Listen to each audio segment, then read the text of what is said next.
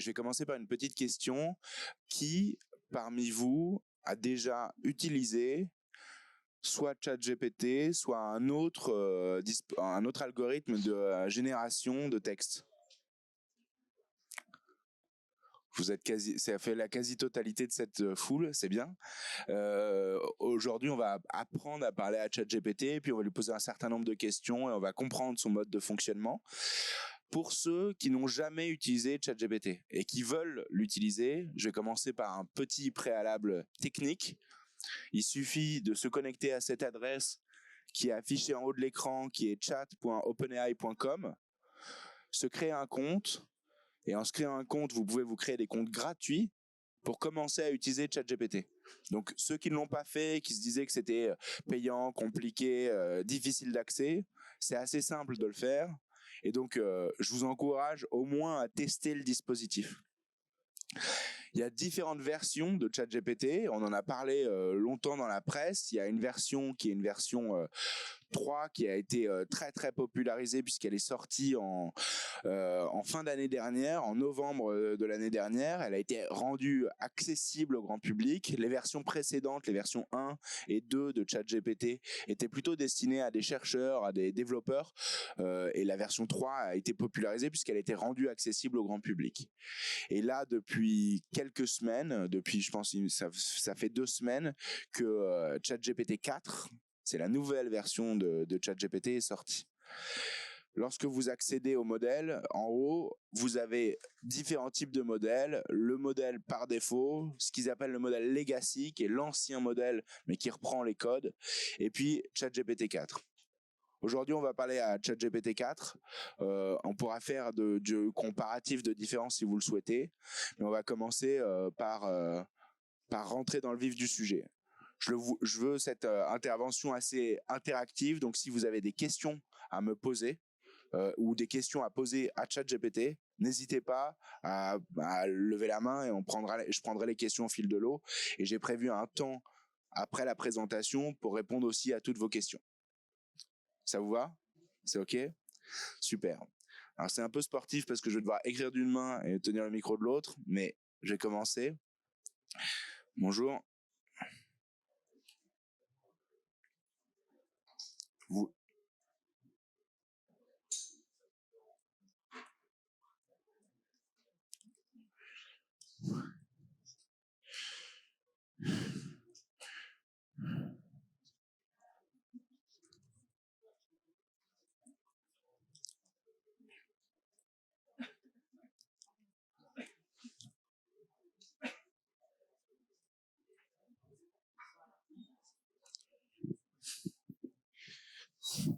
Il vous parle. Ça y est, vous êtes un public de curieux.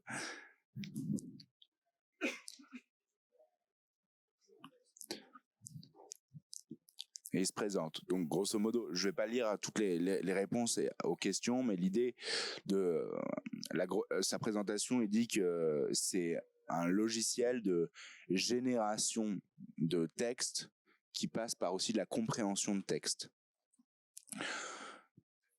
Il met directement une limite qui est que son entraînement a été réalisé sur un vaste ensemble de données qui proviennent d'Internet jusqu'à septembre 2021. Donc aujourd'hui, même ChatGPT 4 est limité à ce qui se passe en 2021. Les réponses, il ne faut pas attendre de ChatGPT des réponses complètement précises, il faut le prendre pour ce qu'il est et on va commencer à discuter avec lui. Premier sujet sur ChatGPT, le premier enjeu là-dessus, c'est d'essayer de se dire, lorsqu'il dit je ne suis pas infaillible et mes réponses peuvent être parfois imprécises et obsolètes, ça se comprend dans le mode de fonctionnement de ChatGPT. En fait, vous avez tous, même si vous n'avez pas utilisé ChatGPT ou même si vous ne l'aviez pas utilisé avant, vous avez tous fait face à cette technologie dans vos téléphones portables. Lorsque vous écrivez un texto, par exemple, on vous propose souvent le mot d'après. On vous dit j'ai très envie de vous retrouver. Et ben ce retrouver qu'on va vous proposer, que votre téléphone portable va vous proposer, et ben c'est directement un un- une analyse statistique de quel va être le mot probable, le plus probable par la suite. Et ben c'est comme ça que ChatGPT fonctionne, sauf qu'à la place de faire ça sur un mot, il peut le faire sur des dizaines, des centaines, des milliers de mots. Et il le fait non pas avec les quelques paramètres qui étaient un modèle statistique simple de votre logiciel d'écriture de messages par texto, mais il le fait sur 175 milliards de paramètres. Donc c'est ça la différence. La différence, c'est le même type de modèle, la même nature de modèle, si vous voulez, mais à un degré beaucoup plus poussé. Donc c'est que des maths. Il ne faut pas penser que ChatGPT est conscient. Et lorsque ChatGPT vous dit bonjour à tous, il ne pense pas bonjour à tous. C'est vraiment un modèle mathématique.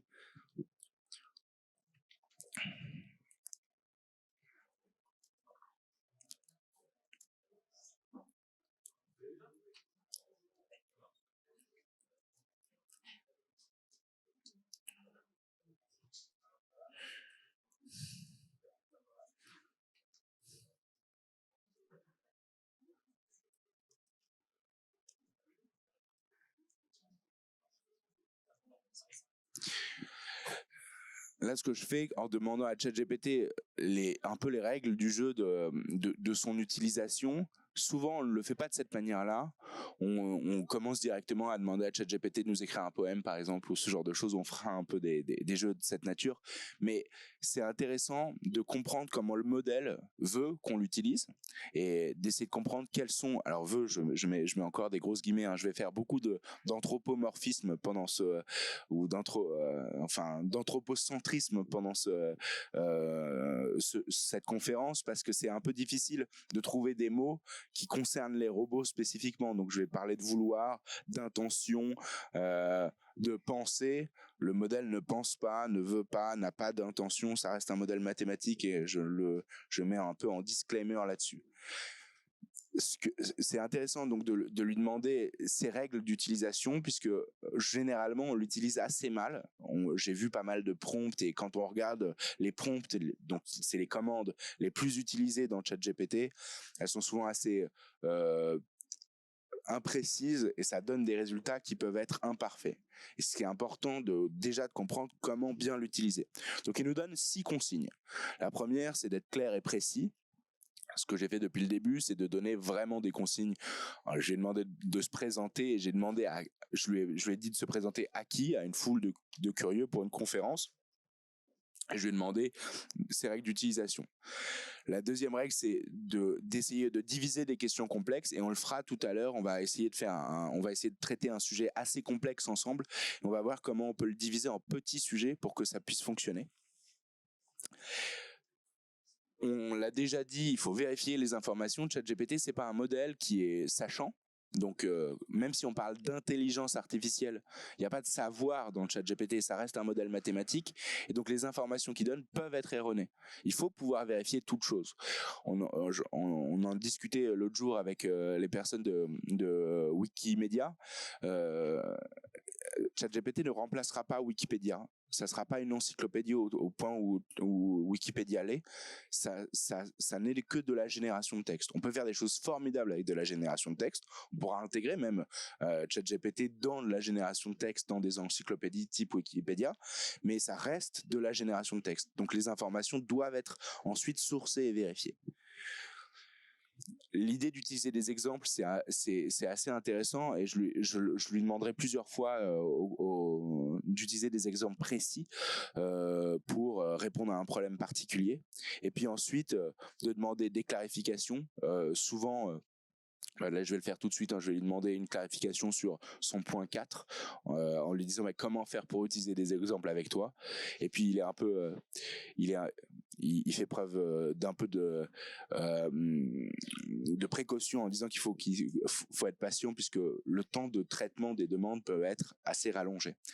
Il faut savoir que la version gratuite de ChatGPT que vous utilisez peut-être, moi j'utilise la version payante qui est ChatGPT+, qui coûte une vingtaine de dollars par mois. La version gratuite ne vous donne pas accès à GPT-4, elle vous donne accès que à GPT 3.5, et elle est souvent bloquée lorsqu'il y a beaucoup de trafic. Donc, si vous voulez avoir une version débloquée, plus rapide, sur laquelle vous avez les derniers modèles, il faut pouvoir accéder à cette version qui s'appelle GPT+, qui coûte une vingtaine de dollars par mois. Est-ce que vous avez déjà des premières questions vis-à-vis de ce préambule de présentation? On va rentrer ensuite dans le vif du sujet de comment l'utiliser directement pour les institutions culturelles, parce qu'on est au CITEM et que le sujet c'est vraiment celui du contexte muséal et de se dire comment utiliser ChatGPT dans un contexte muséal. Vous avez déjà des premières questions? Non? Ben, on va commencer. On va commencer sur cette utilisation. Je vais déjà lui demander une précision sur le point 4 qui m'a suggéré.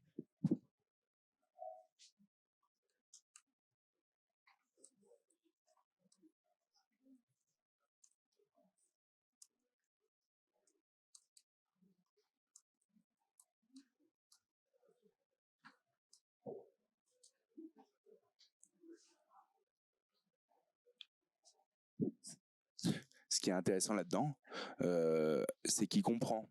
Il a une analyse de qu'est-ce qui s'est passé dans les conversations précédentes. Lorsque vous parlez à ChatGPT, il va prendre en mémoire vos réponses précédentes. Donc, vous voyez sur le côté de mon écran, j'ai énormément de questions différentes et de conversations différentes avec ChatGPT.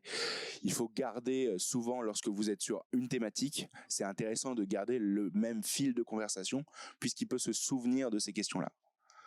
À titre d'information, j'ai fait une expérience assez incroyable avec ChatGPT pendant 1 mois et demi. Je lui ai parlé et j'ai mené un entretien avec ChatGPT. Et j'ai écrit un livre d'entretien avec ChatGPT et j'ai fait une seule et même conversation.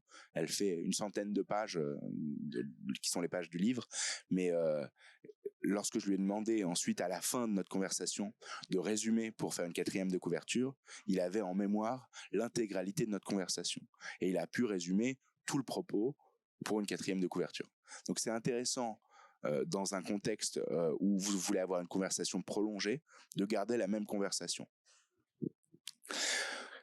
Qu'est-ce qu'il nous a dit là? Il nous a dit qu'il allait clarifier son 4e point lorsqu'il dit utiliser des exemples. Je veux dire qu'il est utile de fournir des exemples spécifiques ou des scénarios lorsque vous me posez une question ou demandez des explications sur un concept. Ça me permet de mieux comprendre le contexte de votre demande et ça vous permet de fournir des réponses plus pertinentes et plus précises. Par exemple, si vous demandez comment résoudre un problème mathématique ou comment comprendre un concept en particulier, donner un exemple concret du problème ou du concept, ça pourra aider à expliquer la solution ou le principe de manière plus claire.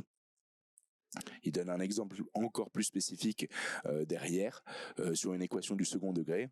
ChatGPT 4 est très fort, enfin beaucoup plus fort en mathématiques que GPT 3.5. GPT 3.5 avait des problèmes de logique. La force de ce 4e modèle est un modèle qui est beaucoup plus fort en termes de logique et en termes de mathématiques. Je ne vais pas faire l'équation du second degré ici, mais en tout cas c'est intéressant qu'il donne ça directement comme exemple. On va tout de suite appliquer son conseil et notamment son conseil de mise en contexte et on va le mettre en contexte d'une application muséale.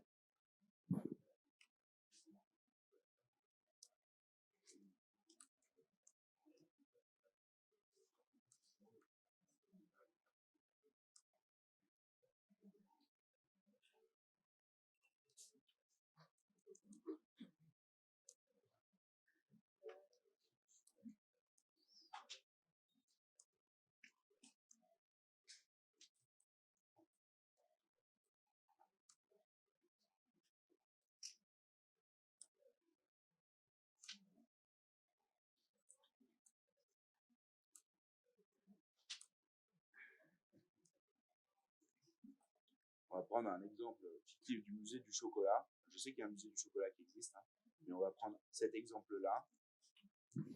Excusez-moi, on va prendre cet exemple-là qui est l'ouverture d'un musée du chocolat et je vais lui demander de m'accompagner dans une tâche qui est celle de l'ouverture de ce musée. Je vais lui demander de me poser tout un tas de questions et on va interagir comme ça parce que là aujourd'hui la relation est dans un sens, c'est-à-dire que c'est moi qui lui pose des questions. Je vais commencer par inverser la tendance en lui demandant de me poser des questions pour être sûr que je suis bien prêt à l'ouverture de mon musée. Et en faisant ça, on va tout tisser un dialogue et je vais vous donner ensuite une liste de prompts très spécifiques, donc de commandes que vous pouvez utiliser pour déclencher ChatGPT dans des contextes particuliers, qui sont des contextes muséals, la médiation, la communication et même les ressources humaines.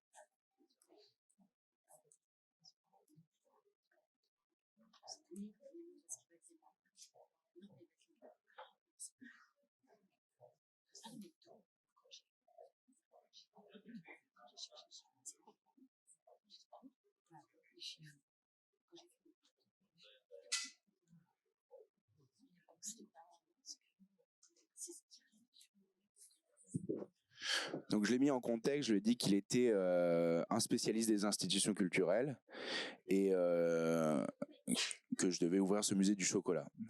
La première question qu'il me pose, c'est est-ce que vous avez choisi un emplacement pour votre musée? Si oui, sera-t-il situé où sera-t-il situé et comment? Et l'accessibilité pour les visiteurs. Je vais lui répondre. On va inventer un musée ensemble aujourd'hui.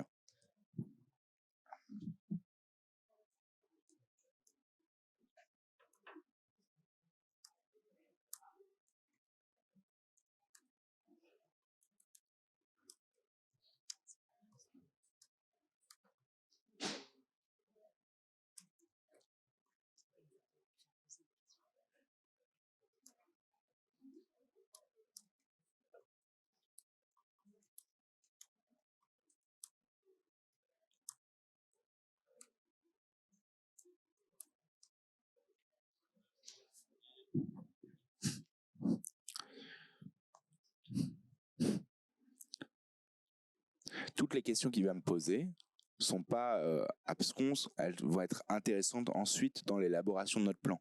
Donc je lui ai demandé d'abord de me poser des questions. C'est pas que j'aurais oublié la localisation de mon musée, hein, mais c'est que cette réponse-là, elle va permettre ensuite de faire un plan par exemple de communication sur comment on communique aux riverains de Boulogne. Alors je l'ai mis à Boulogne, ce musée du chocolat, mais on aurait pu le mettre ailleurs. Hein. Et puis on va continuer à lui répondre. Et il me demande la superficie du musée, les espaces sont répartis.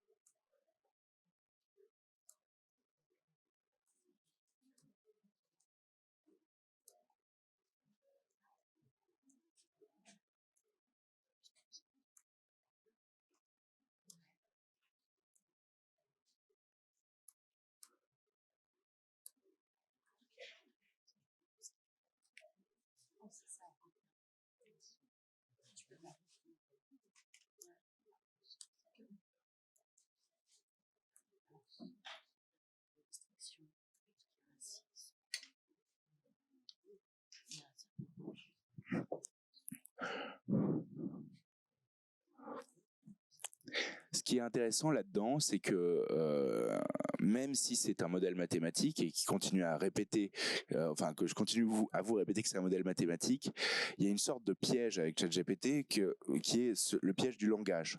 Il va utiliser des mots. Le modèle va utiliser des mots et ces mots vont résonner en nous et vont potentiellement tisser un lien qui peut être un lien soit affectif, soit curieux en tout cas, et qui peut nous conduire à penser que le modèle est vivant ou que c'est une entité en tout cas qui a une sorte de présence. Lorsqu'il dit c'est un choix charmant, il ne sait pas que c'est un choix charmant. C'est juste que c'est le mot le plus probable après le mot choix. Le mot le plus probable était charmant dans ce contexte-là.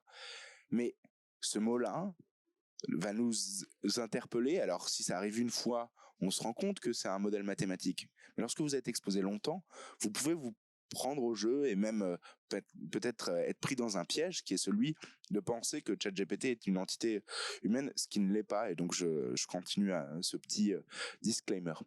Vous avez une question?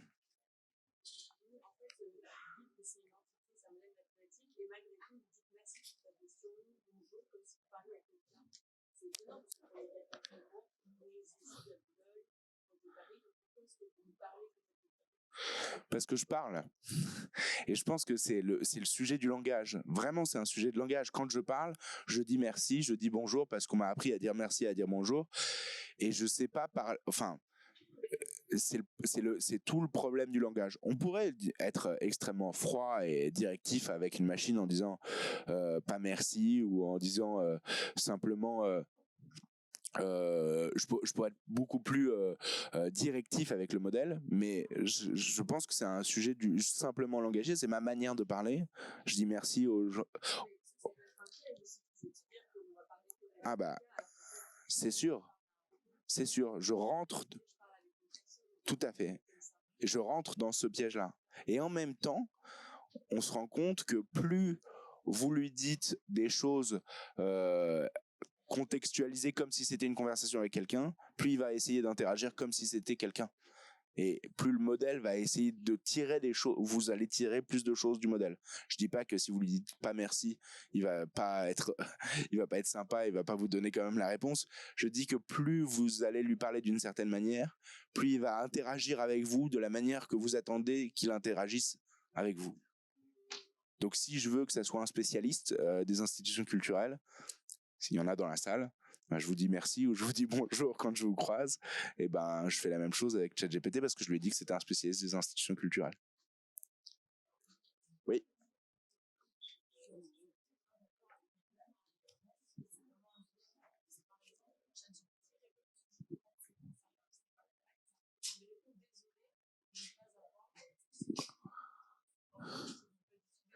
Oui.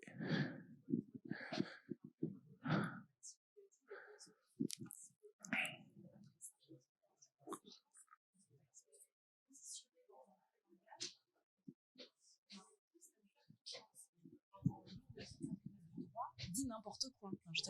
Pardon, oui, voilà, je rebondissais sur exactement sur la remarque de madame, et je disais que c'était problématique, je trouve, de lui apprendre à avoir un langage totalement, le plus proche de l'humain possible. Par exemple, je citais la réponse qu'il fait, qui est toute faite quand il dit qu'il est désolé parce qu'il n'a pas la bonne réponse. Évidemment, il n'est pas désolé. Et il me semble que le pousser à adopter ce langage humain va pousser les utilisateurs à lui faire une confiance qui me paraît totalement, pas bonne, quoi. Et je disais, nous, on a fait des tests avec mon conjoint sur des questions de droit, sur des questions juridiques, faire des analyses de droit, où à la fin, on arrive à des non-sens complets, mais par contre, emballé dans un langage qui est un français quand même très soutenu et très correct, et qui pourrait laisser penser à quelqu'un que la réponse est bonne. Voilà, si on ne la vérifie pas, on peut vraiment penser que la réponse est très correcte. Et il me semble que le langage est un biais. Le langage, c'est même un piège, je pense. C'est pas qu'un biais, hein, c'est un piège. Et le fait de dire désolé, c'est juste que la façon... Alors, il y a différents types de réponses que va donner ChatGPT. Il y a des réponses qui vont être générées de manière automatique en se disant, voilà la probabilité du mot, la plus grande probabilité du mot qui risque d'arriver après ce mot-là, ça va être celui-là. Et si vous lui dites erreur, peut-être que la probabilité du mot d'après, ça va être désolé. La plus grande probabilité, c'est celle-là. Et du coup, je pense que donc ça, c'est la première façon dont ChatGPT a de générer du texte. Et la deuxième façon, c'est certains messages qui sont inscrits en dur dans le code sur certaines actions. Lorsqu'il n'y arrive pas, c'est pour ça que je prends cet exemple-là. Lorsqu'il n'y arrive pas, lorsqu'il rappelle que c'est un robot, parce qu'il rappelle souvent que c'est un robot, ce genre de choses, c'est toujours des choses qui sont un peu inscrites en dur, et le texte est souvent exactement le même. Donc ça, c'est les deux choses. C'est un choix d'expérience utilisateur, en l'occurrence le fait de dire désolé. Peut-être que c'est pas le meilleur des choix, mais lorsque vous parlez à même à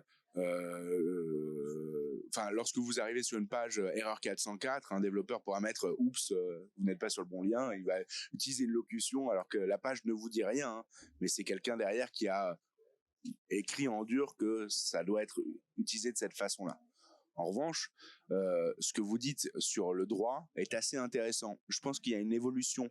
Il ne faut pas attendre de ChatGPT d'avoir des informations et des informations correctes. Il faut plutôt je vais essayer de l'exploiter autrement. Je vais pas lui demander c'est quoi le chiffre d'affaires du musée du chocolat parce que ce musée n'existe pas, ou je vais pas lui demander c'est quoi la fréquentation de l'intégralité des musées en France en 2021 parce que il pourra me donner des fausses réponses. En revanche, je vais l'utiliser autrement pour lui demander de l'inspiration, des plus que des informations factuellement vérifiables.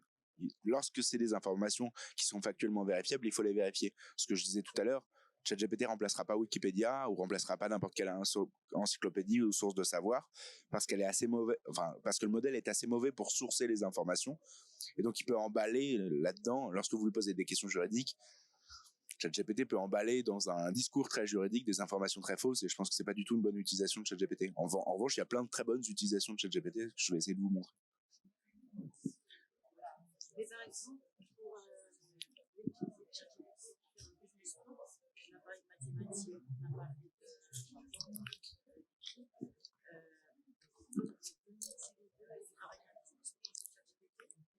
Alors oui, je vais répéter votre question parce que je pense qu'au fond, ils n'ont pas forcément entendu. La question, c'était est-ce qu'on peut utiliser ChatGPT pour faire un business plan? Oui, on peut l'utiliser pour faire un business plan. Je vous donnerai des prompts assez intéressants là-dessus. Un business plan, comme il a été répété plus haut, c'est un problème complexe. Donc l'idée, c'est de le séparer en petites informations et en petites demandes pour être sûr de ce qui y est. Et puis ma recommandation, c'est que là, si vous faites un business plan, relisez-le quand même, réécrivez-le et n'utilisez pas que ChatGPT pour pouvoir le faire. Quels sont les thèmes et les objets? Alors donc, il me demande quels sont les thèmes et les objets exposés dans les collections permanentes et comment sont-ils organisés pour offrir une expérience éducative et divertissante aux visiteurs. On va répondre, on va essayer d'avancer un peu.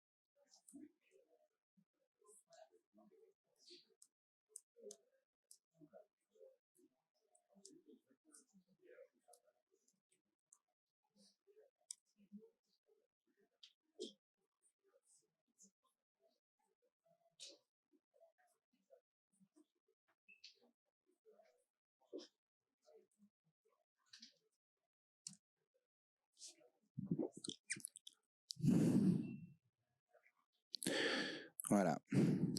Là, on arrive à une question que je trouve intéressante. qui est celle du plan de communication de marketing pour promouvoir l'ouverture du musée, attirer les visiteurs et créer une présence en ligne, site web, réseaux sociaux, publicité. Je vais lui dire que ça, j'ai pas fait et je vais lui demander de m'aider à le faire avec moi. L'idée, c'est pas d'utiliser, là encore une fois, je l'utilise pas comme un avocat pour répondre à une question juridique spécifique. Je l'utilise comme une aide qui va me poser des questions et qui va m'aider à avancer dans ma démarche et dans ma réflexion.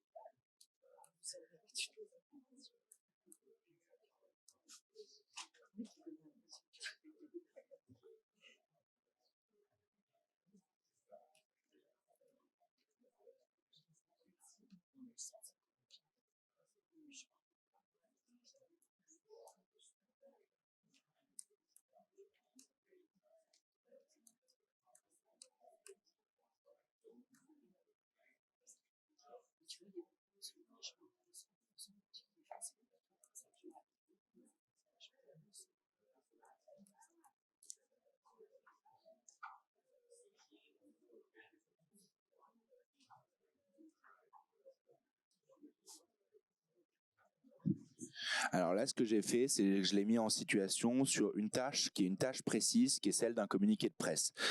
Je lui ai donné cette tâche-là en disant, est-ce que je peux avoir un modèle de communiqué de presse? Ce modèle, il pourrait être modifiable, mais je lui ai demandé un modèle, comme ça, je pourrais avoir des parties qui pourraient être modifiables. Ensuite, je lui ai dit qu'il fallait que ça soit inspirant et qu'il parle aux journalistes, et je lui ai donné le contexte qui est l'ouverture du musée. Et je lui ai demandé s'il a besoin d'informations complémentaires, de me demander. Comment j'ai prompté? En fait, ce que je l'ai fait étape par étape. Je l'ai mis dans un contexte particulier et ensuite je l'ai nourri d'informations complémentaires. Donc là, le musée du chocolat à Boulogne, une expérience gourmande et historique vous attend. Il se souvient qu'il y a de l'histoire parce qu'il y a des affiches publicitaires anciennes, machin, que je lui avais dit, et il me met entre crochets des dates et des informations qu'il n'a pas encore. La date d'ouverture, la date de l'émission de ce communiqué de presse. Voilà. On peut le lire ensemble si vous voulez, mais grosso modo, il dit le musée du chocolat est fier d'annoncer son ouverture prochaine au public niché dans un hôtel particulier du 19e siècle. Ce musée, unique en son genre, offre une expérience immersive dans l'univers du chocolat à travers des expositions d'art, d'histoire et de savoir-faire. C'est pas mal hein, pour un communiqué de presse. il est plutôt assez inspirant. Oui.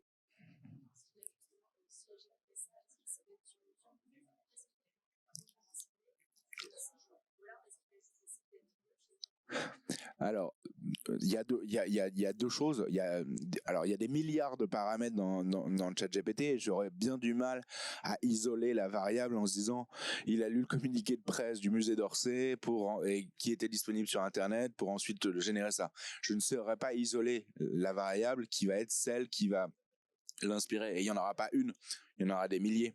Et en fait, je pense qu'il y a une question de suite logique, sauf que c'est sur des millions et des milliards de paramètres et des milliards de textes qui ont été emmagasinés, puisque grosso modo, comment a été nourri ChatGPT avec quasiment tous les textes écrits sur Internet jusqu'en 2021. Donc, c'est impossible de se dire quel est l'unique endroit ou les uniques endroits qui ont servi à ça. Ça peut être très bien des communiqués de presse qui sont disponibles, mais ça peut être aussi des textes de présentation sur des sites, ça peut être des articles de journalistes, ça peut être plein de choses différentes. Donc c'est très très difficile d'isoler une variable.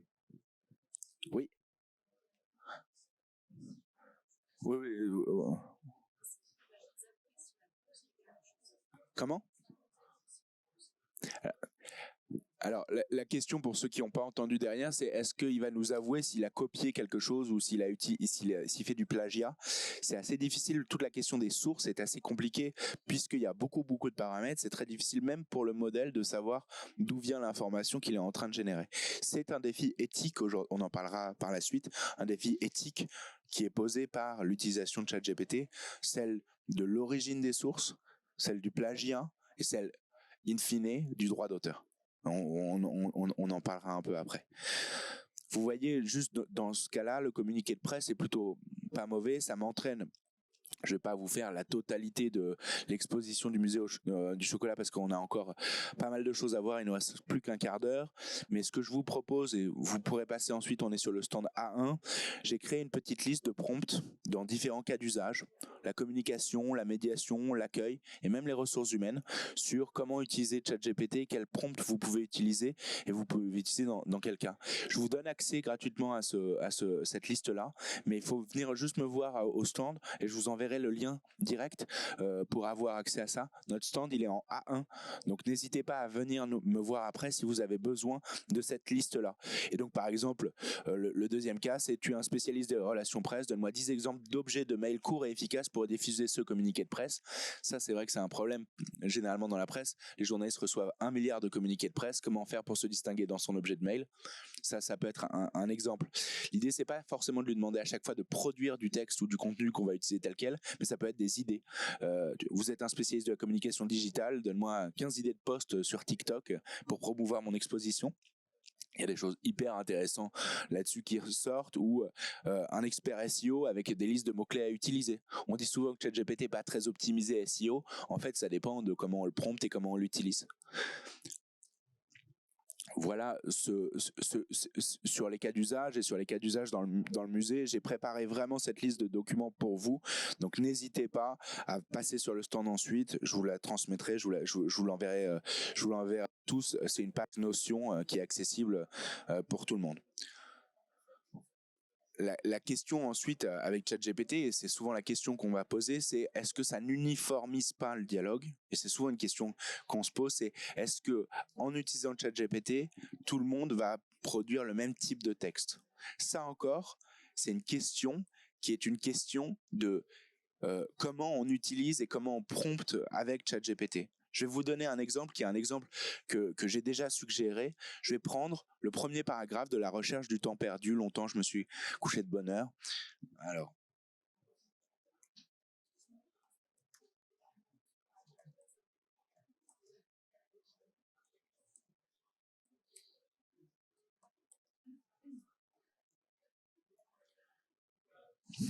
Je vais prendre ce paragraphe-là.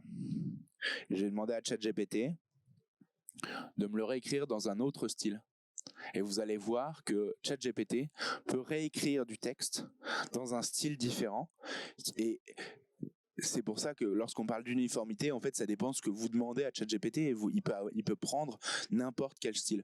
Ce paragraphe, il est emblématique de la littérature française, donc on va pouvoir le faire jouer entre s'il avait été écrit par Victor Hugo, s'il avait été écrit par Michel Houellebecq, s'il avait été écrit par Nabila, ou par Booba, et on va lui faire écrire ce premier paragraphe par plusieurs interlocuteurs. Je vais faire. Comme c'est plus vraiment une mission muséale, je vais faire un nouveau chat. En haut, vous avez une petite façon de faire un nouveau chat et je vais recommencer.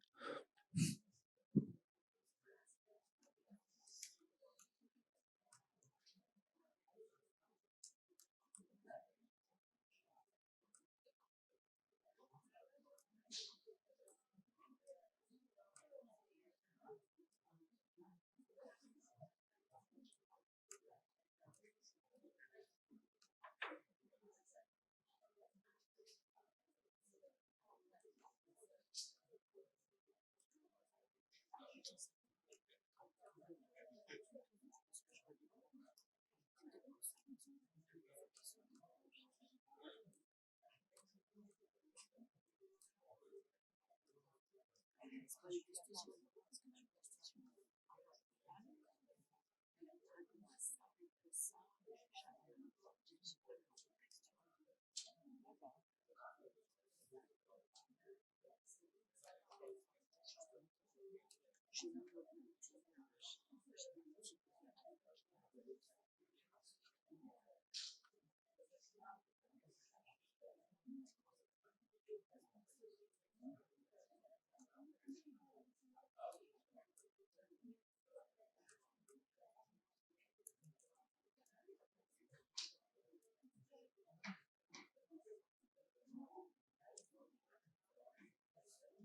Je pense que j'ai fait une faute d'orthographe sur le nom de Welbeck. Je m'en excuse, j'ai tapé un peu vite. Voilà ce qu'il écrit. Souvent, une fois ma clope éteinte, mes paupières tombaient si rapidement que je n'avais pas le temps de penser, je m'endors. Puis une demi-heure plus tard, l'idée qu'il fallait trouver le sommeil me réveillait. Je cherchais à poser le bouquin que je croyais encore tenir et éteindre ma lampe. C'est marrant, hein, parce que il a compris que Michel Houellebecq aimait bien fumer. Et ça, on peut le penser dans d'autres styles. Je vais lui demander de l'écrire sous la forme d'un rap, comme si c'était Booba qui rappait. Vous allez voir.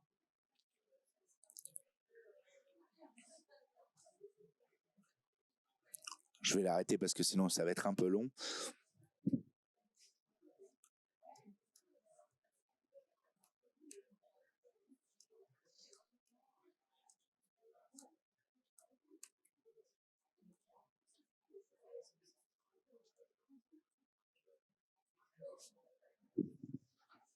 Ah.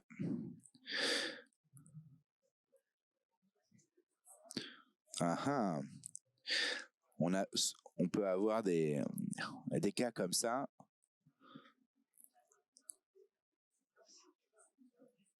Pourquoi?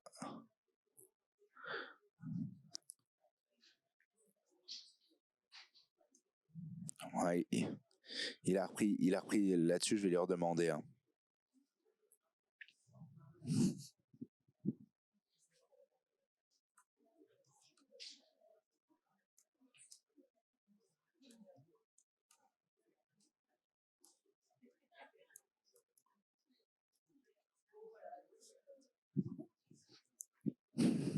Voilà. Donc, Proust par Booba, c'est possible. Ce qui est intéressant et ce qui peut être intéressant dans un contexte muséal, c'est que là on fait travailler ChatGPT dans un contexte en fait de traduction dans un style, mais ça peut être aussi de traduction dans une langue. Souvent, les institutions culturelles ont un défi vis-à-vis de l'accessibilité, notamment avec le français facile à lire et à comprendre. C'est un vrai sujet pour les institutions. ChatGPT fait très bien ça. Il sait très bien écrire des textes en français facile à lire et à comprendre. Alors, il ne faut pas lui demander de répondre à l'intégralité des normes du français facile à comprendre, sauf à lui donner, à lui expliquer toutes ces normes-là.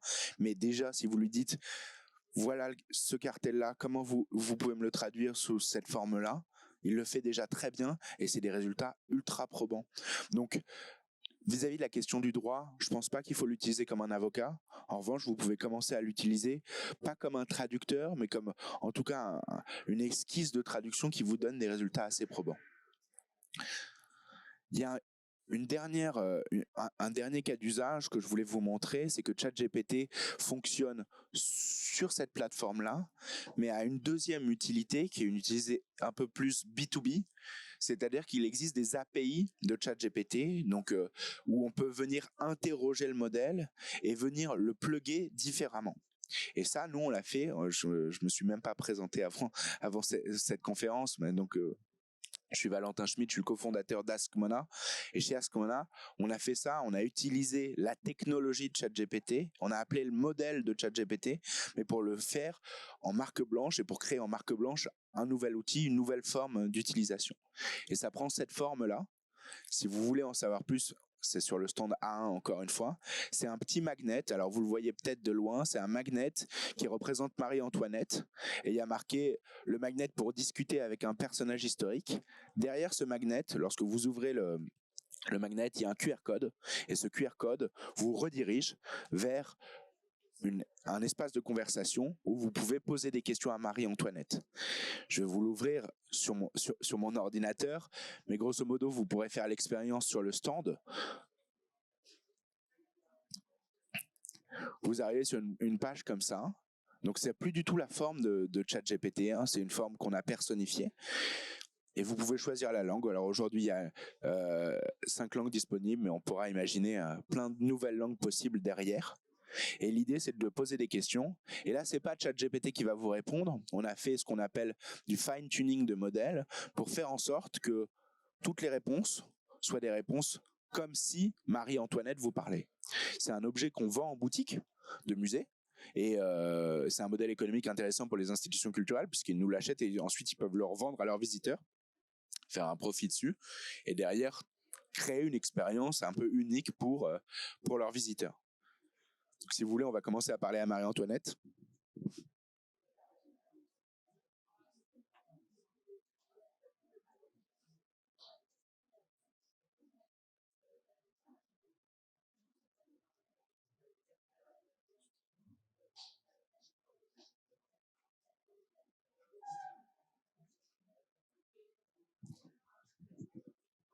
Donc voilà. Est-ce que vous avez une question à poser à Marie-Antoinette ?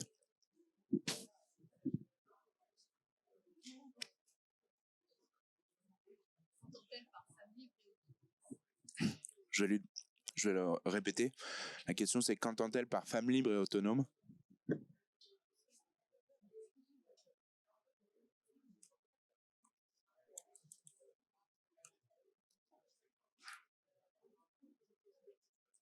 vais demander juste libre, déjà.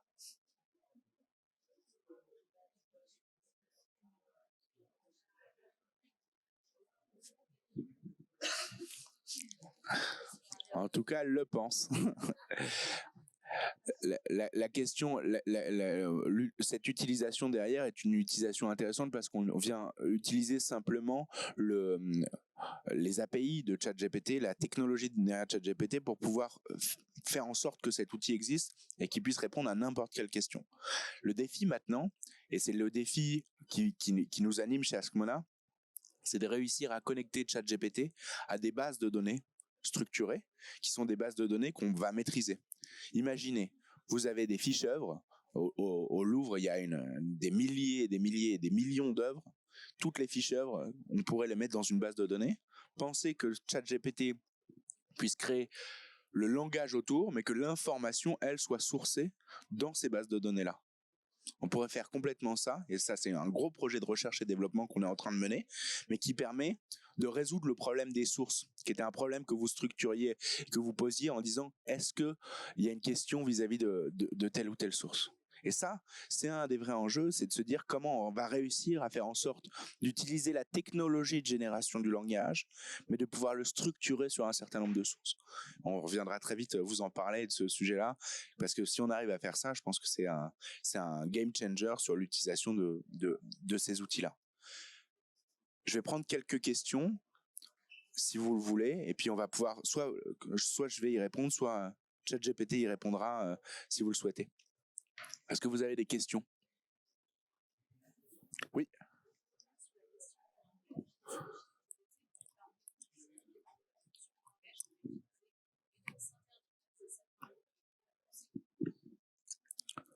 Alors, la question c'est est-ce que en fonction du langage que l'on utilise, ChatGPT va être discriminant ? C'est une immense question et une immense question éthique sur l'utilisation de ChatGPT. Je peux me permettre même de la reformuler, c'est quel est le niveau d'inclusivité de ChatGPT en fonction des mots qu'on utilise ou en fonction même de la langue qu'on va utiliser. Il y a d'abord un problème technique. Si vous parlez kazakh, j'étais avec des Kazakhs il y a 2 jours, j'ai fait une présentation de ChatGPT en kazakh. C'est cette présentation-là, je lui ai demandé de m'écrire, je lui ai demandé d'écrire pas mal de choses avec des points spécifiques et en lui demandant des traductions. Le texte kazakh est moins bon que le texte français. Pourquoi ? Parce que une grosse partie de l'entraînement de ChatGPT, c'est les textes qui sont présents sur Internet. Il y a beaucoup moins de textes kazakh sur Internet que de textes en français. La deuxième question que vous pouvez poser, c'est sur le niveau de langue. Si par exemple, si par exemple, je vais très vite utiliser, par exemple, des insultes, ou que je vais faire des fautes d'orthographe, ou que je vais ou que je vais avoir un style très familier, par exemple avec ChatGPT, ce qui va se passer progressivement, c'est que ChatGPT va vous répondre de cette manière-là. Marie-Antoinette, on l'a par exemple programmée pour qu'elle soit très polie et pour que toutes les réponses qu'elle fait soient une réponse plutôt polie, où elle essaye d'être une reine, quoi. Mais plus vous allez parler à un modèle en libre là sur ChatGPT en direct, plus vous allez lui parler d'une certaine manière, plus il va faire du miroir vis-à-vis de votre comportement. Je vais vous donner un exemple là-dessus qui est assez intéressant. Pendant l'écriture de mon livre, j'ai parlé pendant je pense que j'étais à la moitié de mon exploration de discours avec ChatGPT, d'entretien. Il m'a toujours vouvoyé, j'ai toujours considéré que ChatGPT, moi je le tutoyais et je lui disais il. Je ne sais pas pourquoi, j'ai posé cette convention au départ en disant voilà, c'est un modèle mathématique ou un algorithme, je vais dire que c'est il et je vais le tutoyer. ChatGPT m'a toujours vouvoyé jusqu'à la moitié de nos échanges, et au bout de la moitié de nos échanges, il a commencé à me dire tu. Je l'ai interrogé sur le pourquoi, pourquoi il me tutoie, et il m'a répondu ça fait longtemps qu'on discute ensemble. Et ça a l'air, encore une fois, c'est un piège du langage, parce qu'on a l'impression que là il y a quelqu'un qui parle. J'étais saisi un peu d'un effroi en me disant mais qu'est-ce qui se passe? Il m'a compris, et je suis tombé dans le même piège que l'ingénieur de Google qui a parlé pendant des heures au modèle de Google et qui a pensé qu'il y avait une intelligence artificielle sentiente, la singularité était arrivée. C'est pas du tout le cas. Mais en fait, c'est une question de modèle mathématique, et le modèle a dû déterminer que au bout de tant d'heures de dialogue à lui dire tu, il fallait qu'il fasse le miroir de son tu vers mon tu. Voilà. Et donc, si vous lui dites merde beaucoup, alors il n'utilisera pas de gros mots parce qu'il y a un certain filtre là-dessus, mais il aura peut-être un langage plus familier avec vous. Vous avez d'autres questions? Oui, au bout. Alors, soit il faut parler fort, soit il faut peut-être prendre un micro si vous avez un micro, parce que je vais avoir du mal à vous entendre.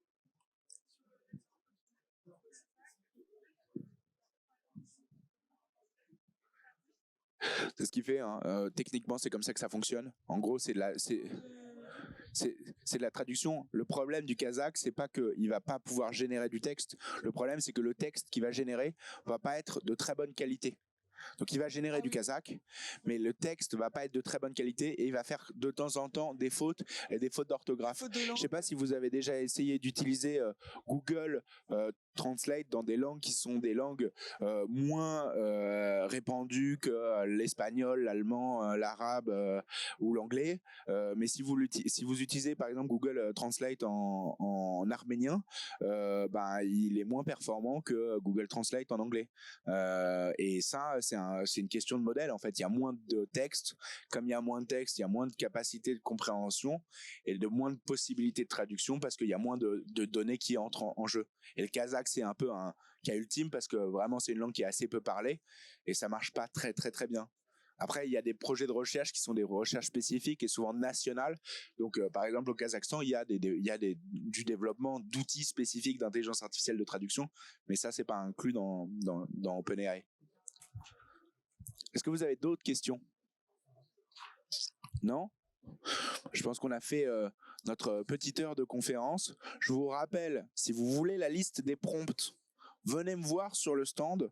Moi ou mon équipe, c'est le stand de Ask Mona, et on vous enverra cette liste de prompts.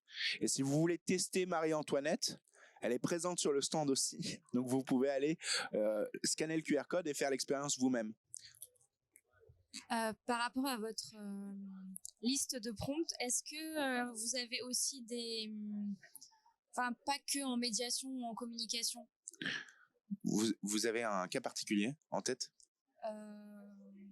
Non, désolée. Vous travaillez dans quel domaine? La gestion des collections. Super, on va pouvoir jouer ensemble avec ChatGPT si vous voulez. Je vous donnerai des prompts spécifiques sur la gestion des collections. Vous m'expliquerez un peu mieux votre métier, et j'essaierai de comprendre comment on peut faire pour l'utiliser pour vous. de manière générale, et ça je peux aussi vous le dire, c'est une petite introduction d'1 heure. Généralement, je donne des formations qui peuvent durer toute une journée, et à la fin de cette journée, je crée des prompts spécifiques en fonction de vos cas d'usage. Donc et je fais ça pour des équipes d'une dizaine de personnes, d'une dizaine ou d'une quinzaine de personnes, je viens dans les institutions culturelles et je fais un travail sur comment prompter pour plein de cas d'usage. Ça pourrait être la gestion des collections. On m'a demandé des choses en RH, comment animer un atelier autour de l'inclusivité dans son musée, par exemple, des ressources humaines. Il y a des pistes de solutions avec ça. Donc, je vous donnerai des exemples précis sur les collections. Venez me voir sur le stand et je vous donnerai ça. Dernière question sur GPT. On s'arrête dans un 21. Est-ce qu'il y a un projet pour Alors, la question c'est, on s'arrête en 2021, est-ce qu'il y a un projet pour inclure les données suivantes dans ChatGPT, notamment les données de 2022, 2023 ? Je suis pas dans la tête de Sam Altman, qui est le président d'OpenAI, et je sais pas ce qu'il veut en faire. En revanche, je sais que ça pose des questions, et la question de l'actualité est assez... pose des questions à la fois techniques et à la fois des questions... éthique. La question technique, c'est difficile de scraper en continu le web pour avoir des informations. Il y a quelques plugins qui existent qui nous disent que en faisant ça, vous pouvez avoir ChatGPT connecté directement à Internet. Mais c'est pas vraiment la réalité, en fait. Ce qui se passe, c'est que ça vient plutôt prendre des informations sur Internet, les envoyer à ChatGPT, et ChatGPT ensuite vient prendre l'information d'un site spécifique. Donc c'est pas venir lire tout Internet, c'est pas vrai. L'autre sujet, c'est lorsque OpenAI a fait sa sélection de texte, il y a une sélection qui a été opérée. Et donc, par exemple, ils n'ont pas scrappé les sites d'organisations terroristes qui existent sur Internet. Ils ont fait cette sélection-là. Si vous vouliez faire un truc en continu, ça serait très difficile de discriminer ce qui revient d'un site d'information qu'on peut qualifier de fiable ou pas. Et par exemple, ce que Sam Altman racontait, c'est qu'il avait refusé, par exemple, dans sa base de données, d'inclure Infowar, qui est un site américain un peu carrément complotiste, qui raconte un peu n'importe quoi sur plein de sujets. Ils n'ont pas scrappé ce site-là pour le mettre dans la base d'OpenAI. Ils ont fait des choix, et ils ont fait des choix éditoriaux. Alors, c'est très difficile de leur dire que c'est des choix éditoriaux sur une base de données, et ils refuseraient vraiment de cette position-là. Mais il y a eu quelques choix qui ont été faits, notamment les sites d'organisations terroristes, quelques sites complotistes là-dedans. Et donc, le sujet, c'est, si vous le faites en continu, vous avez plus ce contrôle-là. Et donc, ça peut entraîner aussi des générations qui peuvent être une dégénération. Et c'est ce qui s'est passé avec un exemple assez fameux qui était Tai, qui était une intelligence artificielle développée par Microsoft, pluguée sur Twitter, qui apprenait de ce qui se passait sur Twitter. Et en 24 heures, elle était devenue nazie, elle disait n'importe quoi, elle disait qu'elle était, parce que elle était personnifiée comme une femme, qu'elle détestait les femmes, qu'elle détestait les noirs, enfin c'était devenu très très dangereux. Microsoft l'a débranché très vite, parce que en fait elle apprenait de ce qui se passait sur Twitter et de ce que les gens lui disaient sur Twitter. Donc en fait les gens étaient, comme ça se passe sur Twitter, ils ont essayé d'être très violents, ils ont voulu la pousser dans ses retranchements, et c'est ça qui a conduit. Donc, pluguer sur des choses qui se passent en direct une intelligence artificielle, c'est souvent pas la bonne solution, au moins d'un point de vue contrôle des données. Oui ?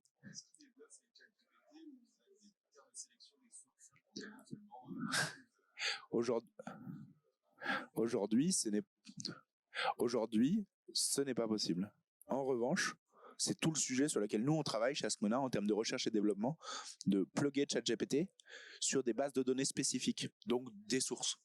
C'est très très très compliqué d'un point de vue technique d'imaginer ça, mais c'est vraiment un gros sujet de développement. Je pense qu'on n'est pas les seuls à faire ça. Je pense que dans 6 mois, 1 an, il y aura déjà des solutions qui vont commencer à exister.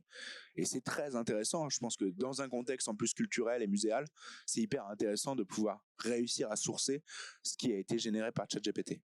Oui. Par exemple, ça peut être des bases de texte en se disant c'est les bases de texte que nous on sélectionne.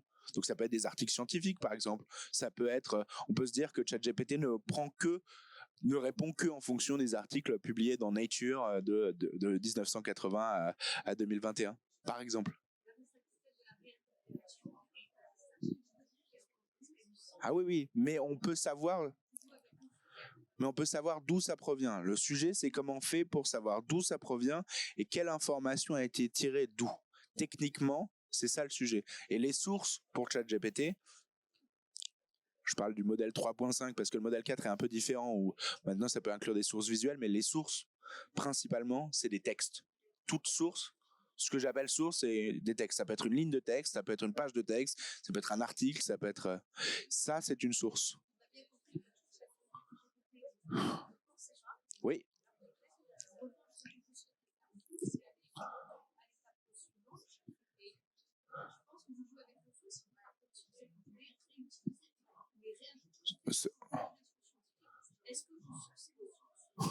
On peut sourcer les sources et ensuite sourcer les sources qu'on source et ensuite sourcer les sources qu'on source.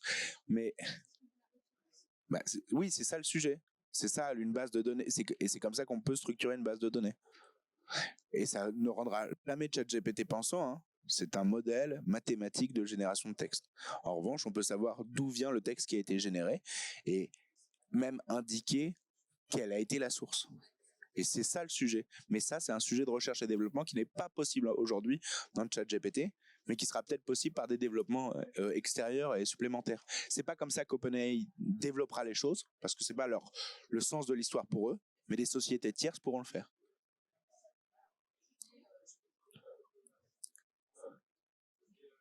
Est-ce que vous avez d'autres questions ? Si vous avez d'autres questions, parce que je pense qu'il faut qu'on laisse qu'on laisse la salle. Si vous avez d'autres questions, n'hésitez pas à venir sur notre stand. C'est le stand A1, il est juste derrière. Venez pour pouvoir télécharger la liste de prompts si vous le souhaitez. Et si vous voulez tester Marie-Antoinette, elle est présente sur le stand. Merci beaucoup.